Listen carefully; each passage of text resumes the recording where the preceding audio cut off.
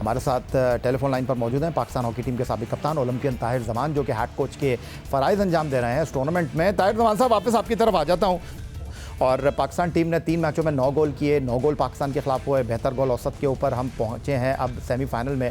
अब्दुल रहमान और राना वहीद ने पाकिस्तान के लिए इन 9 गोल्स में से 2-2 गोल गालिबन स्कोर कर रखे हैं। तो जिस तरह थोड़ी देर पहले मैं बात कर रहा था आपसे कि फ्रांस की टीम जो है इस वक्त आलमी दर्जा बंदी में 10वें नंबर पर है, पाकिस्तान का 13वां नंबर है और पाकिस्तान की रैंकिंग बेहतर हुई है। हम क्या उम्मीद रखें? बड़ा मैच है, पाकिस्तान टीम ने किन चीज़ों पर जो है वो वर्कआउट किया है? अभी थोड़ी देर पहले ही आप मुझे बता रहे थे कि आप प्रैक्टिस करके आए। जी हाँ याया भाई, हमने थोड़ा सा प्रेंटी कॉर्नर की कुछ ट्रेनिंग की है और उसके अलावा कुछ बिल्डअप के स्ट्रक्चर पे काम किया है सामने रखते हुए फ्रांस की टीम को, और हमने शूट आउट की भी प्रैक्टिस की है क्योंकि ये मोस्ट लाइकली जो सिनेरियो हो सकता है कल मैच के फ्रांस के खिलाफ मैच में। और हमें पता है कि फ्रांस की टीम की स्ट्रेंथ क्या है और वीकनेस क्या है। हम उसके ऊपर डेलिब्रेशन कर रहे हैं, एनालाइज भी किया है। वीडियो सेशन एक आज रात को है हमारा खाने के बाद, और जो फाइनल ब्रीफिंग होगी वो कल सुबह होगी। अच्छे की उम्मीद कर रहे हैं। जो न्यूजीलैंड वाला मैच है ना, देखें जो दोनों ने, मोहम्मद अली ने और जुनैद ने अपने एक्सपीरियंस के प्रोस्पेक्टिव से बातें ठीक की हैं। आप भी बिल्कुल सही कह रहे हैं, ये जो बढ़तरी है वो कैसे एकदम से बराबर हो जाती है। 2 चीजों को हमें देखना चाहिए। कोरिया और फ्रांस के पहले मैच में तीसरे क्वार्टर तक 5-1 से कोरिया जीत रही थी फ्रांस को, और चौथे क्वार्टर में फ्रांस ने 6-5 से वो मैच जीत लिया। इसी तरह 2 जो मलेशिया का मैच देख लें, 3-0 जीत रही थी वो न्यूजीलैंड को, और न्यूजीलैंड 4-3 फिनिश कर गई। वेल्स की टीम जो है वो साउथ अफ्रीका को 3-1 जीत रही थी, और वो भी 2 गोल जो हैं 3-3 करके, बल्कि 4-3 से एंड के ऊपर जाके 4-4 पे वो मैच बराबर हुआ। ये सारी चीजें बताने का मकसद ये है कि यहाँ जो वेदर कंडीशंस है ना, वो बहुत ज्यादा ह्यूमिडिटी है और हबस इतना ज्यादा हो जाता है तीसरे चौथे क्वार्टर में जाके कि इतना आसान नहीं होता अपनी गेम की पेस को मेंटेन करना। कुछ टीमें नहीं ताहिर जमान साहब, हम पूरा क्रेडिट आपको देते हैं। जो खबरें आ रही हैं मलेशिया से बड़ी अफसोसनाक है। अगर हम अपनी टीम की जीत की बात कर रहे हैं, हम खिलाड़ियों को क्रेडिट दे रहे हैं, तो हमको दूसरी चीज़ों को भी मद्देनज़र रखना चाहिए। कल ये खबर मैंने दी कि पाकिस्तान टीम के खिलाड़ियों को जो 10 दिन का कैंप था उसके 20,000 रुपये नहीं मिले। उसके अलावा 8 तारीख को आप लोग कोलालमपुर पहुँचे हैं, वादा किया गया था कि 30,000 रुपये डेली अलाउंस ऑफिशल्स का भी अब तक नहीं दिया गया है। तो ये चीज़ें टीम के खिलाड़ियों को कितना डीमोरलाइज करती हैं, और आप कैसे इन लड़कों को आमादा कर रहे हैं कि नहीं यार कोई बात नहीं, हम मुल्क के लिए खेलेंगे। ये चीज़ें तो चलती रहती हैं। देखें, ये चीजें तो चलती रहती हैं, आपकी बात सही है, और पाकिस्तान चलने से पहले ही हमें सूरत हाल का अंदाजा था। लेकिन मुझे लगता है कि बड़ी पिक्चर में देखना चाहिए। जो भी लड़के बता रहे हैं या माद ने जो बात की है, कि मैं जो पहले एक बड़ी छोटी सी बात में सब कुछ कह चुका हूं कि प्लेयर्स वेलफेयर पे काम करने की जरूरत है। उनके सेंट्रल कॉन्ट्रैक्ट हो, प्रोफेशनल लीग को शुरू करना हो, उनके डेली अलाउंसेस हो। ये बहुत ही छोटी छोटी चीजें लगती हैं कभी कभी, लेकिन ये बहुत बड़े मोटिवेशनल फैक्टर होते हैं।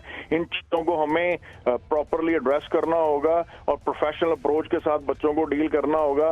वो इसलिए मैं कह रहा हूँ कि पाकिस्तान की मिट्टी में और इन प्लेयर्स में, पाकिस्तान में इतना टैलेंट है हॉकी का कि आप अंदाजा नहीं कर सकते। बहुत तेजी से चीजों को सीखते हैं, लेकिन जब तक उनको हम अच्छे तरीके से फैसिलिटेट नहीं करेंगे, उनकी वेलफेयर पे काम नहीं करेंगे। वजह फरमाया आपने ताहिर जमान साहब। मैं मजीद भी इस पर गुफ्तगू करूंगा। एक बहुत बड़ा मसला है ओलंपियन ख्वाजा जुनैद साहब, ये 2-4 बरस की बात नहीं है, बल्कि एक निफ सदी का किस्सा मालूम होता नजर आ रहा है। ज़्यादा पुरानी बात नहीं है। अजलान शाह हॉकी टूर्नामेंट में पाकिस्तान ने चांदी का तमगा जीता तो सरकारी सतह पर खिलाड़ियों की हौसला अफजाई की गई, कामयाबी को तस्लीम किया गया। कौमी टीम के खिलाड़ी के एजाज़ में वज़ीर आज़म मियाँ मोहम्मद शहबाज शरीफ साहब की जानिब से जोराना भी दिया गया। मरियम नवाज शरीफ साहब जो वज़ीर आला पंजाब है, उन्होंने टीम के खिलाड़ियों को बुलाया। लेकिन मसला अब भी जूं का तू ही नज़र आ रहा है।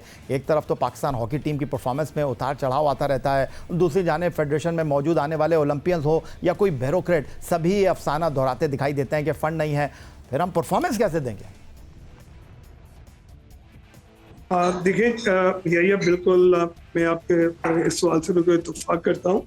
सबसे पहली चीज़ ये है कि देखें, ताहिर जो बात कर रहा है कि प्लेयर्स जो हैं, देखिए क्लाइमेट कंडीशन एक बहुत बड़ा एस्पेक्ट होता है मैच के अंदर, एग्जीक्यूशन के अंदर। नंबर 2 पे मैं समझता हूँ कि जो आपका क्वेश्चन है, देखिए कि पिछले 30 ईयर्स से ये चीज जो है अपना सब लोग दोहरा रहे हैं, तो लेकिन ये क्यों नहीं हो पा रही है?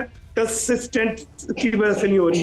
देखिए इसमें मैं समझता हूँ कि लास्ट जो अदलान शाह था उसमें पूरी पाकिस्तान की जो गवर्नमेंट थी वो फोकस थी, वो उस वक्त चीज़ों को प्लेटफॉर्म पे लाया गया, बताया गया। मैं समझता हूँ कि फेडरेशन के जो अहदेदार होते हैं उनको गवर्नमेंट के साथ क्लोज कोलैबोरेट करना चाहिए, अपनी इन चीज़ों को हाईलाइट करना चाहिए, विजिट्स करने चाहिए, क्योंकि आपके पास इस वक्त पोजीशंस हैं और अब टीम चली गई है, तो ये ऐसा पॉइंट नहीं आना चाहिए। ये एक बहुत बड़ा मैं समझता हूँ कि मेंटल एस्पेक्ट है कि प्लेयर के ज़हन में ये होता है कि जी एक उनके पास डेली अलाउंस की सबसे बड़ी फैसिलिटी होती है और वो जाने से पहले ना दिया जाए तो प्लेयर्स बिल्कुल नेगेटिविटी की तरफ जाते हैं, सोचते हैं कि मिलेगा नहीं। तो ये मैं समझता हूँ कि अहदेदार जो है जितने भी हमारे पोजीशन होल्डर्स हैं उनका ये अवलीन तरजीह होनी चाहिए। अब ताहिर एक मंजे हुए कोच हैं, ये जितने भी टेक्निकल एस्पेक्ट है वो ताहिर जमान की जिम्मेदारी है, मैनेजमेंट की जिम्मेदारी है, वो देख रहे हैं और बेहतरीन तरीके से देख रहे हैं।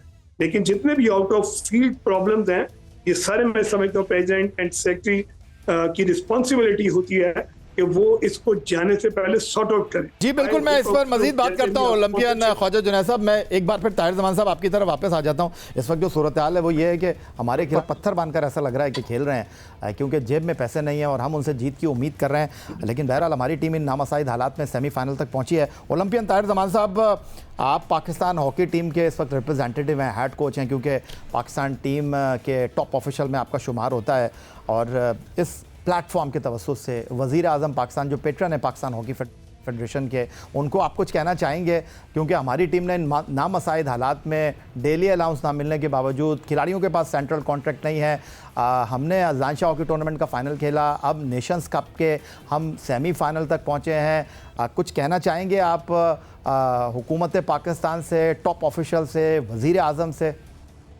जी शुक्रिया याया भाई। बिल्कुल, आप जैसा आपने कहा कि वज़ीर आज़म पाकिस्तान जो है वो पैटर्न चीफ भी होते हैं पाकिस्तान हॉकी के।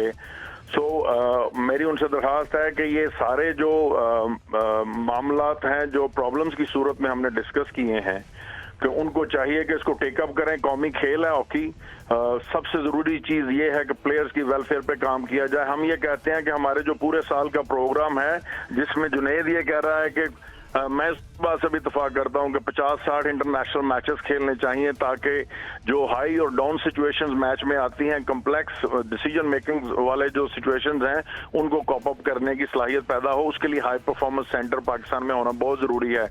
हम दरख्वास्त करेंगे वज़ीर आज़म पाकिस्तान से कि being a pattern chief Pakistan में पाकिस्तान हॉकी के लिए एक डेवलपमेंट हाई परफॉर्मेंस सेंटर बनाएं, उसका फिलफौर ऐलान करें, वहाँ पर 24/7 बच्चों की तरबियत की जा सके। दूसरा, एक प्रोफेशनल लीग पाकिस्तान में शुरू करवाई जाए, ताकि बच्चों को 30, 40, 50 लाख हर साल में, उनको पता हो कि हम पाकिस्तान में लीग खेलेंगे तो ये हमें मिलेंगे। वो बाहर भागने का ना सोचें, वो बाहर जाकर खेलने का ना सोचें। प्लेयर्स की वेलफेयर पे काम करना होगा, उनको सेंट्रल कॉन्ट्रैक्ट ऑफर्स करने होंगे, ये डेलियों वाले मामले पहले सॉर्ट आउट करने होंगे। मुझे उम्मीद है पाकिस्तान ओलंपिक्स जैसे जो बड़े इवेंट्स हैं, दुनिया का सबसे बड़ा इवेंट है, अभी भी अगर कोई टीम स्पोर्ट्स में मेडल जीत सकता है तो पाकिस्तान हॉकी है। सो पाकिस्तान हॉकी को हमें प्रायोरिटाइज करना होगा और प्लेयर्स की वेलफेयर पे काम करना होगा। मैं अपने खिलाड़ियों को क्रेडिट देना चाहता हूं कि आप सारे जो नामसाइद हालात आपने बताए, उनके बावजूद वो मुल्क और कौम की खातिर अपना जो पैशन है उनका इस स्पोर्ट्स के लिए, हॉकी के लिए, उस वजह से वो आज तक इंटैक्ट हैं और वो मुल्क के लिए खेल रहे हैं। और मैं उम्मीद करता हूं कि जिस तरह कौम बाहर बैठी, उनकी पाकिस्तान में, दुनिया में जहां भी पाकिस्तानी हॉकी से प्यार करने वाले दुआएं करते हैं, इंशाल्लाह हम सेमीफाइनल में कामयाब होंगे।